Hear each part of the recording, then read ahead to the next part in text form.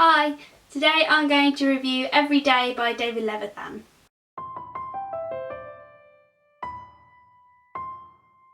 You may remember that I mentioned this book in my August wrap-up and in the September TBR because when we filmed that video I hadn't read it. I'd read about a third and I thought I've got to read this university reading, I can't get distracted.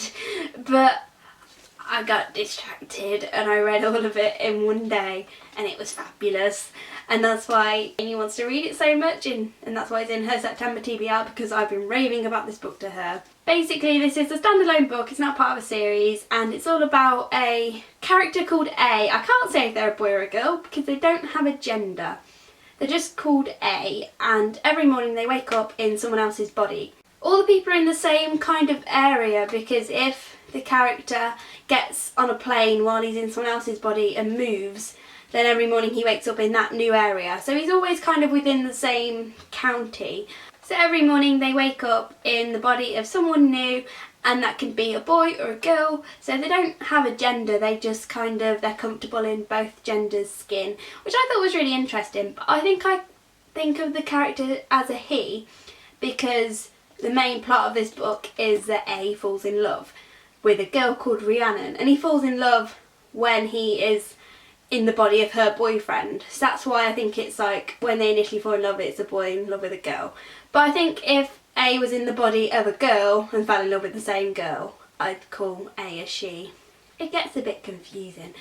But yeah, so that's basically the premise of the book. They wake up every single morning and they're in a different body, and they have access to kind of facts about that person so they can sort of get by, like they know the person's name and they can access their memories, but A is still himself, herself. Like they know who they are still their own person. I've had this book on my shelf for 2 years. I got it hardback when it came out for Christmas and I was so excited to read it, and I had no idea why I didn't pick it up before now. I was just looking at it the other day and I thought, I'm finally going to read it, and I'm so glad I did, because I think reading the blurb of this book, it's kind of hard to imagine that it can go anywhere, because you think if they wake up in a different body, how can they be in love? They can't have a relationship. But David Levithan comes up with so many interesting kind of concepts and answers to this. And there's also a bit of a side story of someone who's gone to the newspapers and said they were possessed by the devil because they had a whole day where they were aware that they weren't in control of their actions. And that sort of side story is really interesting, and the book's just really, really clever. I love David Levithan's writing. I've adored lots of his books, but I think this is definitely my favourite book by him. The writing was really beautiful. I think my favourite type of media, like film or book or song, are ones that make me think that life is amazing. And this book did that because A wakes up as an obese person, someone with depression, you know, someone with brothers and sisters, an only child, and it sort of makes you think about how diverse life is and how every single day is precious and you can do so much in a day. And I think that's why I really love this book, because it just made me feel good. I think it's also quite typical of David Levithan to use a variety of different characters, because he can explore lots of different types of people in this one book, which if you read his other books like Realm of Possibility, it's something he does. He likes to switch perspectives and he doesn't often stick to one character and sort of go with it, apart from maybe in Will Grayson. When I was reading this I was worried it wasn't going to conclude in a satisfying way, but I really loved the ending, how it all worked out with the girl that he's in love with. The book is so good. My only slight complaint is with the ending. The side story sort of has something happen that didn't properly get resolved, and I don't think that's because there's going to be a sequel and it didn't need to get resolved, but I think I just wanted it not to end. So when one part of the storyline got resolved, I wanted the other bit to as well, but I think it's nice to leave it open to know that A has this life ahead of him. The gender's confusing. I thought the writing in this book was beautiful. I can't think of any specific favourite quotes, but I might leave some down below when I have a good look on Goodreads afterwards.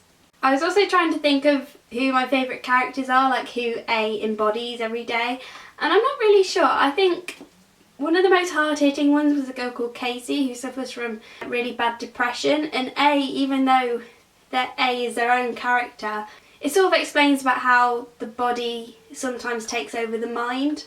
And that's also seen when they wake up in the body of a drug addict, because it's just they're fighting their body. Like obviously A isn't a drug addict or doesn't have depression, so they don't have that mindset, but the body is kind of fighting that, and I thought that was really interesting. I thought it was an interesting view on mental illness and how, you know, it's just as much of an ailment as breaking your leg. It's not something you can help.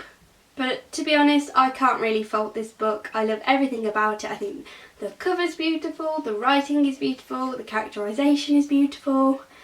It's nice to hold, and I just love this book. I don't even know what I can do to make you read this, but I just think you should. If you like John Green or David Levithan or any sort of contemporary, I think you'll really, really love this book. I think it's the best book I've read so far of 2014, and I really hope Amy likes it as well. I'd definitely give Every Day by David Levithan 5 stars.